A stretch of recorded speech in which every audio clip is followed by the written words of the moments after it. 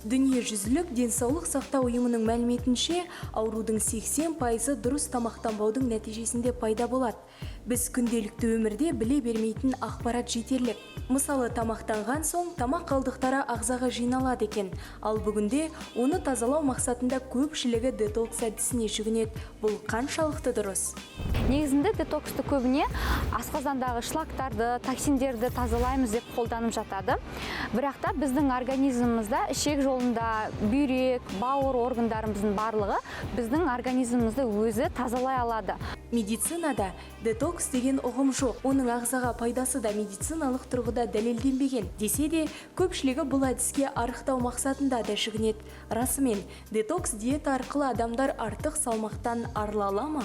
Мен ойымша, детокс арқылы арықтау мүмкін емес. Себебі біз детокс кезінде барлық біздің организмімізге керек макронутриенттарды біз толықтай қолдана алмаймыз. Біз тек қана, егер де сіздің детоксыңыз шырын ретінде болатын болса, немесе көкөністерден болатын болса, ол біздің организміміздағы сіз детокс ішкен уақытта бір апта кезеңінде ішетін болсаңыз, ол сіздің организміңізден тек қана артық су мөлшерін шығарады. Яғни сіз артық су мөлшері шыққаннан кейін сізде отек кетіп, сіз белгілі бір салмақ тастауыңыз мүмкін өзіңіздің бастапқы салмағыңызға байланысты. Бірақ та сіз детоксты қойып, қайтадан күнделікті тамағыңызды жей бастаған кезде ол салмақ қайтадан қосылып келуі әбден мүмкін. Мамандар қолжетімді тамақтарды қолданып қана дұрыс тамақтануға болады дейді.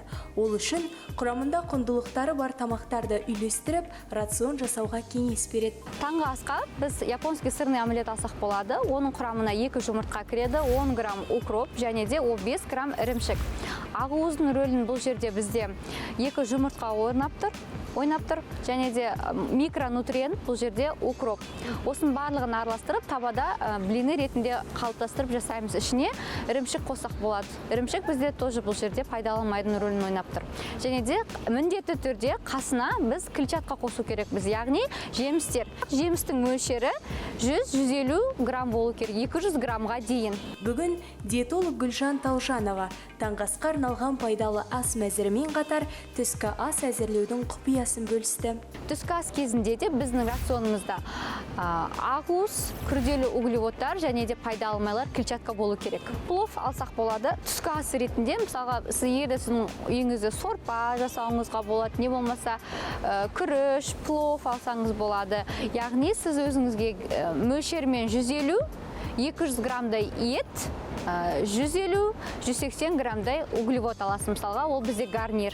Мысалы, күріш, гречка, не болмаса макарон түрін аласыз. Міндетті түрде қасына 180-200 граммдай көкөніс салаты болу керек. Мысалға, свежий салат, ачучук деген секілді, майонез қосылмаған, ешқандай да соус қосылмаған, таза табиғи түрінен алсаңыздар болады. Асқазан қоқыс жәшік емес. Сондықтан бей-берекет тамақтанудан аулақ болыңыз. Себебі тамақтың құрамындағы май, химиялық қоспалармен қоса түрлі дәмдеуіштер асқазан, ішек, жүрек қан тамырлары, қант диабеті сынды аурулардың пайда болуына ықпал етеді.